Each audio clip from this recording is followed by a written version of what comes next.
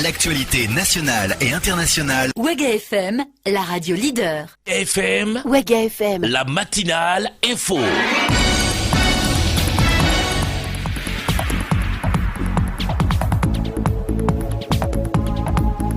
Bonjour à toutes et à tous, mesdames, messieurs, merci d'écouter Ouaga FM. Vous êtes à la matinale info. Voici pour vous les titres de ce 7h de ce mercredi 11 janvier 2017. L'avant-projet de nouvelle constitution de la 5e République a été présenté à la presse hier mardi par les membres de la commission constitutionnelle. La synthèse de la nouvelle loi fondamentale dans ce journal. Et puis la police municipale de Ouagadougou a découvert hier mardi une importante cache de carburant frauduleux dans un domicile à Somgandé. Explication détaillée dans cette édition. Mouvement d'humeur des policiers radiés suite à la mutinerie de 2011. Ils ont fait le pied de grue de toute la journée d'hier mardi à la direction générale de la police nationale à Ouagadougou. On en parle en détail avec Arnaud Francis Kinane. Il est le chargé de communication des policiers radiés. Il est l'invité de cette édition. Et puis nous sommes mercredi, vous avez droit à la chronique Le Regard citoyen de Ahmed Bakiono. Mesdames, Messieurs, merci de choisir Ouaga FM pour vous informer et bienvenue à ce journal. Les infos sur Ouaga FM, présentation Paul Miki Rwamba. Les infos sur Ouaga FM, l'actualité nationale. La commission constitutionnelle était face à la presse hier mardi ici à Ouagadougou. Après 2 mois de travaux, l'avant-projet de ce texte est fin prêt et cela a été le point de la rencontre avec les professionnels de médias d'hier. Le compte rendu est de Serge Ekra de la Force. Ancien régime fauché les 30 et 31 octobre 2014, la constitution burkinabé a subi 7 révisions. Toutes choses qui témoignent d'une certaine flexibilité de ces textes sacrés. La nouvelle constitution, celle en élaboration, se veut une véritable machine d'encadrement et de renforcement démocratique. Le rapporteur général de cette rencontre de la commission constitutionnelle, Luc Marius Ibriga, a donné une idée vraiment générale de ce à quoi l'on doit s'attendre. Il y a une continuité et un changement. Une continuité parce que l'on garde le régime semi-présidentiel, mais un changement dans la mesure où, dans la Constitution, les pouvoirs du président sont encadrés et les pouvoirs de l'Assemblée sont élargis. Encadré, le président n'a plus la latitude de nommer comme il veut aux plus hautes fonctions. Il lui faut l'approbation de l'Assemblée nationale afin de faire en sorte que les personnes qui sont nommées aux plus hautes fonctions soient dans une situation où ils ont au moins les 2 pôles du pouvoir qui acceptent leur désignation,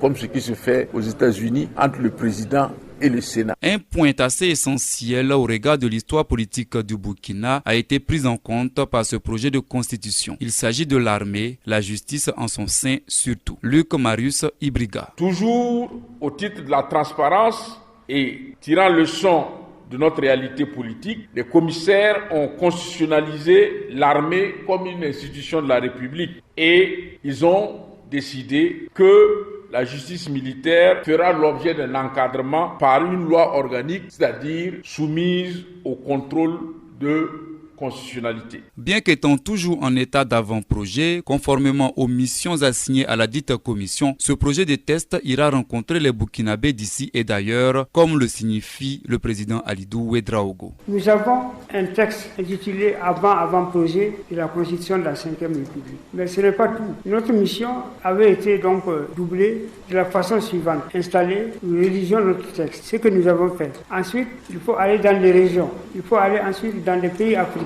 Nous sommes convaincus que tout réussit quand c'est posé sur une loi fondamentale. Ce matin, nous sommes réunis ici pour lancer officiellement la descente dans les campagnes, dans les 13 régions de notre pays pour exposer le contenu de notre texte. Mais il y aura en fait 5 zones de concentration. Ce sont le Gabon, la Côte d'Ivoire, le Mali, le Sénégal, le Ghana et le Mali. Voilà. Ainsi prend forme cette constitution dont les textes entendent entre autres s'attaquer à la corruption, réguler les médias, renforcer les relations entre l'administration et les administrés. Autre chose, le présent mandat du président du Faso est pris en compte par cette constitution. Autrement, il ne reste qu'un seul mandat à briguer pour l'actuel chef de l'État burkinabé. Merci à vous Serge Aikra de la Force pour ce compte rendu détaillé.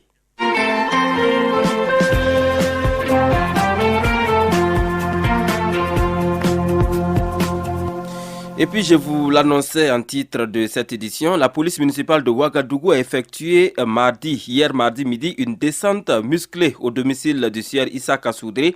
C'est au quartier Somgandé à Ouagadougou. Sur place, les hommes du commissaire Jean-Marie Ouedraogo ont découvert une importante quantité de carburant d'origine frauduleuse et de qualité douteuse. On en parle davantage avec Sita Bansé et Ella Marie-Estelle Gebri. C'est dans le domicile de Issa Kassoudré que la police municipale de Ouagadougou a découvert un stock de carburant frélaté. Plus de 500 litres ont été saisis selon le contrôleur de police municipale Paulin Kaboré. Nous avons reçu une alerte du voisinage le compte tenu de la dangerosité de l'installation au niveau du foyer. Nous avons saisi 14 bidons contenant 25 litres de liquide et une vingtaine de barils vides alors qui servaient à contenir le liquide. Le liquide, je précise, il s'agit de l'essence des consommateurs. Phénomène très récurrent dans la ville de Ouagadougou. Des mesures ont donc été prises à l'encontre des fraudeurs. Yacouba Bila, directeur de la concurrence et de la répression des fraudes. Chaque jour que Dieu fait, nous procédons à saisie des ventes illicites de carburant. Et je salue au passage la police municipale et la Ligue des consommateurs qui, dans le cadre de la collaboration, nous ont permis d'être là aujourd'hui pour saisir ce carburant qui sera acheminé au niveau de la SONAVI pour analyse. Alors il faut dire que conformément aux dispositions réglementaires, le contrevenant encourt une peine d'emprisonnement pouvant aller à 1 an et des amendes pouvant aller à 10 millions. Par ailleurs, le secrétaire général de la Ligue des consommateurs du Burkina Faso, section Kadiogo, appelle la population à plus de vigilance et de collaboration. Pascal Zaïda. Une invitation à l'ensemble de la population de collaborer parce que vous avez vu les conditions dans lesquelles, au bord des foyers qu'on avait déposé les bidons de carburant, donc c'est vraiment un danger public. Et même si c'était une goutte de sang, c'était vraiment presque un quartier qui pouvait aller en fumée. Donc c'est un appel à l'ensemble de la population de collaborer pour qu'on puisse en tout cas sauver la vie des citoyens par rapport, n'est-ce pas, à ceux qui se donnent à ces mauvaises pratiques. Il faut noter que le vendeur de carburant frauduleux mène cette activité depuis près d'1 an et s'approvisionnerait auprès des étrangers. Tout en reconnaissant la gravité de l'acte posé, ce dernier justifie son forfait à travers la précarité de sa situation. Merci à vous, Sita Bansé et Ella Marie-Estelle Gebré pour ce compte rendu.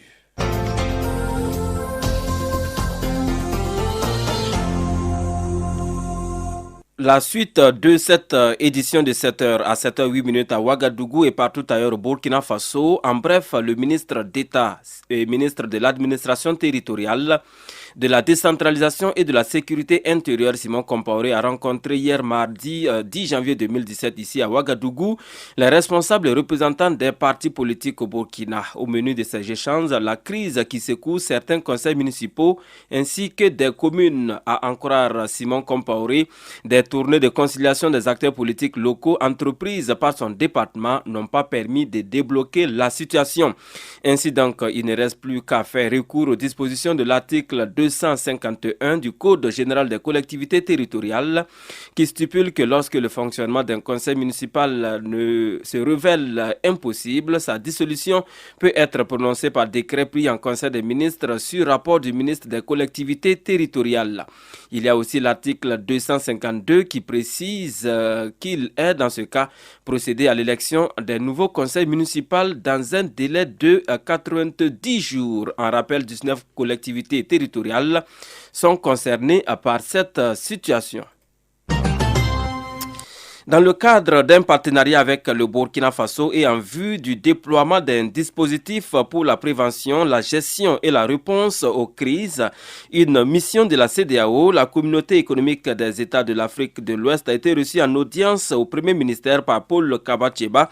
C'était hier mardi 10 janvier 2017 à son cabinet. Cette visite était axée sur une mise au point du dispositif avec la partie burkinabé. Le compte rendu est de Rosalie Konkobo. Dans le souci de prévenir, de gérer et de répondre efficacement aux crises dans les pays membres de la CEDEAO, un mécanisme est en train d'être déployé. Une mission de la CEDEAO a été en audience à la primature à cet effet. Au sortir de cet entretien, le représentant de la CEDEAO au Burkina Faso a livré des détails sur ce dispositif au niveau régional et en ce qui concerne le Burkina Faso. Mohamed Diakité. Le dispositif, vous savez, la CEDEAO part du principe qu'il est toujours mieux de prévenir les crises que de les résoudre quand elles ont déjà eu lieu. Donc dans ce cadre-là, nous avons un mécanisme d'alerte précoce et dans chaque pays, on est en train de déployer ce mécanisme afin que nous puissions à la fois les prévenir et apporter les réponses appropriées à ces crises. D'abord, la base légale existe puisque un décret qui crée le centre national a été pris et signé par le président du Faso. Et ensuite, nous sommes maintenant dans la phase de préparer les recrutements et la logistique. Le Burkina est très en avance maintenant dans le déploiement de ce dispositif et nous sommes très satisfaits donc, des entretiens que nous avons eus avec la partie burkinabé. On espère que ce centre sera opérationnel à partir du mois de mars de cette année. Et le représentant de la CEDEAO d'en dire davantage sur les crises dont il s'agit, Mohamed Diakité. Toutes les crises, c'est la sécurité humaine dans son ensemble, qu'elle soit politique, sécuritaire, de santé, environnementale, toutes les crises, parce qu'on s'est aperçu que la nature variée des crises peut toutes conduire à une déstabilisation de l'État, donc il s'agit de toutes les crises. Une visite satisfaisante avec la partie burkinabé selon Mohamed Diakité. Il a par ailleurs précisé que c'est un centre régional dont le siège se trouve à Abuja avec des dispositifs au niveau national et le Burkina Faso aura le sien à Ouagadougou. Merci à vous, Rosalie Konkobo, pour ces précisions. Mesdames, Messieurs, il est 7h12 à Ouagadougou. Place à présent à l'invité de ce journal. Ouaga FM, l'invité du journal. Et puis, je vous l'annonçais en titre, notre invité du jour est M. Arnaud Francis Kinane. Il est le chargé à la communication des policiers radiés suite à la mutinerie de 2011 au Burkina. Lui et ses camarades ont donc observé un pied de grue hier à la direction générale de la police nationale.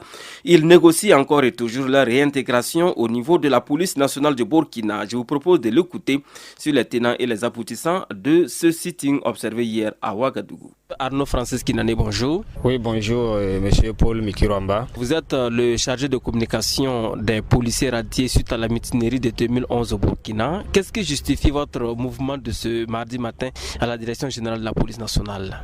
Nous nous sommes mobilisés ce matin pour nous rendre à la direction générale de la police nationale pour manifester notre humeur. Nous avons eu des messages que nous avons voulu partager avec la hiérarchie policière parce que c'est là-bas notre maison mère. En 2011, c'est de là-bas que nos radiations sont nées. Parce que c'est une groupuscule de commissaires qui se sont rencontrés par leur méthode politique pour nous radier suite aux mutineries de 2011. Et aujourd'hui, nous avons décidé que comme depuis mars 2012 jusqu'en 2016, nos négociations n'ont pas eu gain de cause. Les éléments se sont mobilisés pour dire non à cette injustice. Et ils sont déterminés. En 2017, il faut que quelque chose soit fait. Vous parlez de messages, de quoi s'agit-il exactement? Nous sommes venus pour voir la direction générale pour qu'ils puissent faire appel à ceux-là qui nous ont fait radier en 2011 là, de passer par leur même manière là, pour nous réintégrer dans nos différentes fonctions. Quand on s'est rencontrés, le DG nous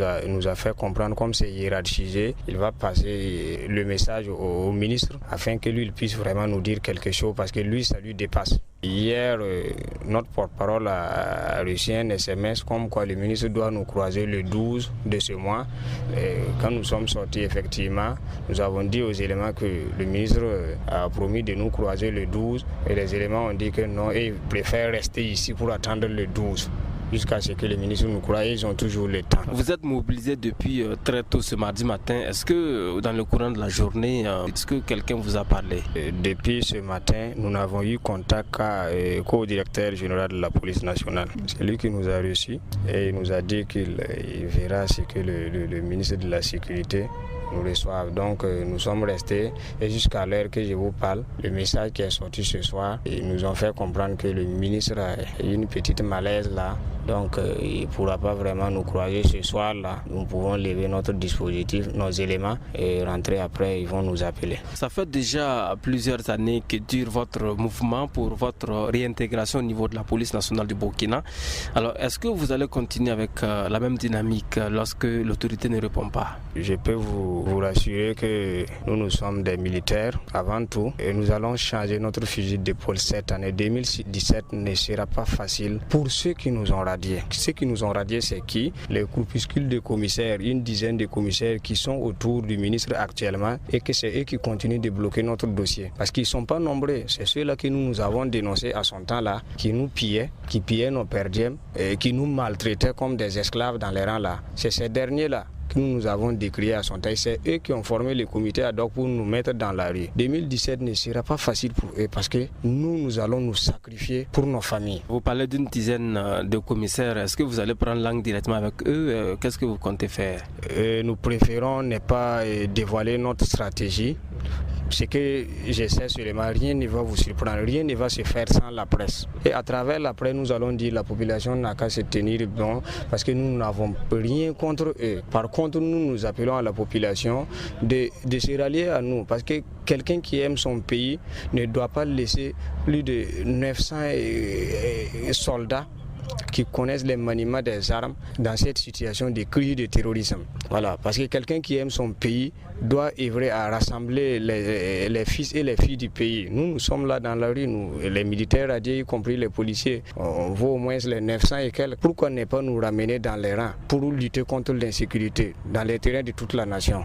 Il y a une collaboration, je vous dis que c'est une groupuscule de commissaires qui sont dans les rangs et qui sont entourés du ministre comme en étant son conseiller. C'est eux qui continuent à bloquer le dossier. C'est à eux nous parlons. C'est à eux nous parlons. Et les syndicats de l'UNAPOL même a dénoncé ça dans ces 2 jours. Les groupuscules, ce sont les mêmes gars-là qui sont entourés du ministre. Alors, M. Kinane, dites-nous, est-ce que vous pensez que tous les policiers radiés méritent aujourd'hui d'être réintégrés au niveau de la police nationale du Burkina? Je peux vous dire que tous les policiers radiés méritent de rejoindre les rangs parce que tout ce qui a été reproché, ça a été injustement et inventé. Je peux vous dire qu'aucun policier n'a quitté hors du casernement pour tirer son arme. C'est toute personne qui est en connaissance d'un flic en 2011 là, qui a fait la violence à qui que ce soit ou cassé un bien public ou privé, peut aller porter plainte et nous allons aller répondre. Ils n'ont qu'à nous indexer ceux-là qui l'ont fait, nous allons les amener devant eux. Chez les militaires, on les accuse de beaucoup de choses, mais pourquoi ne pas sortir dire que tel militaire, tel soldat de 2e classe, tel sergent a fait ceci et cela?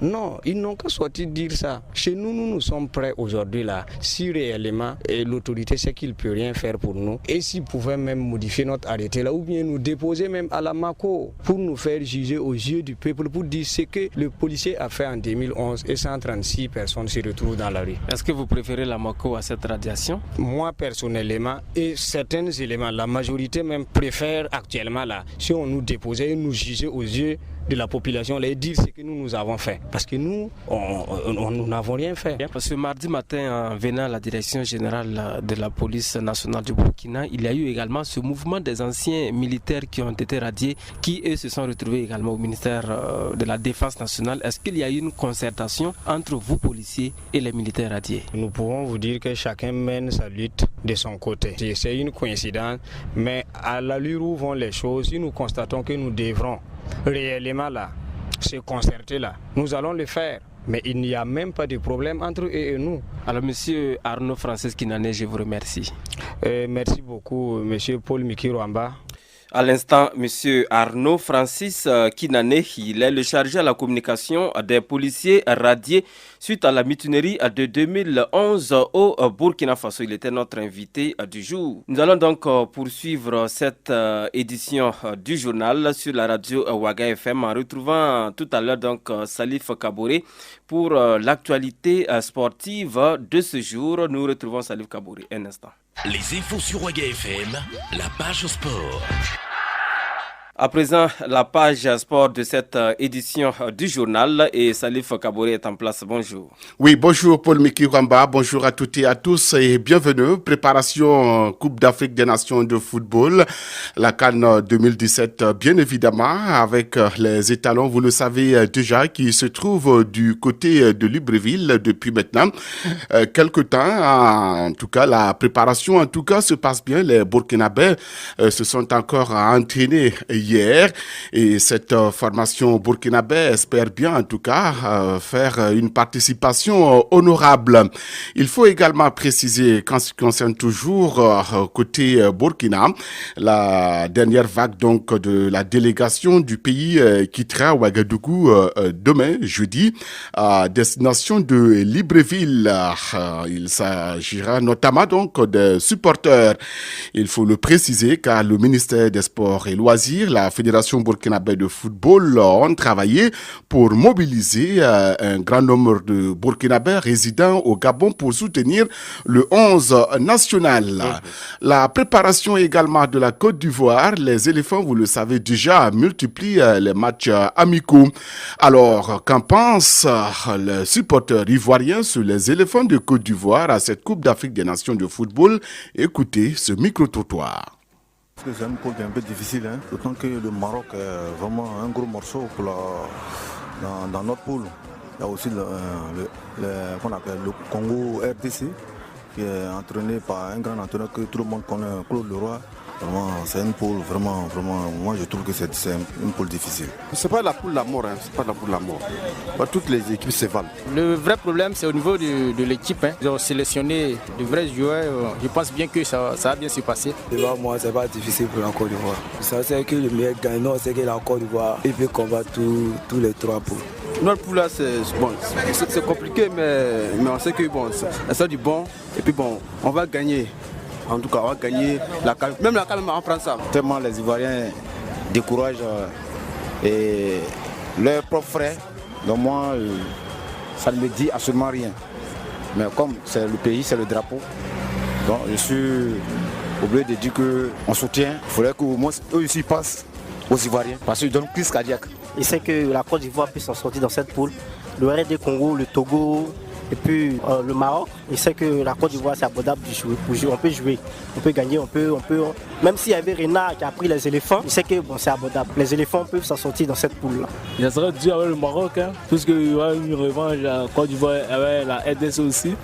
Il y aura une revanche. C'est que on peut jouer. Vous savez, la Côte d'Ivoire c'est un grand pays. Nous avons les bons joueurs. Voilà, donc il sait que cette année, Coupe là, nous allons rapporter ça. La Côte d'Ivoire est dans une poule abordable. Maintenant, ça va dépendre des compétences de tout un chacun au niveau de l'encadrement technique pour voir à peu près comment gérer tous ces matchs-là. Sinon, la Côte d'Ivoire a les moyens techniques pour gérer tous ces matchs-là. Maintenant, il y a la volonté aussi qu'il faut voir. Avec cette équipe, cette génération qui est là, c'est 100% mon vieux.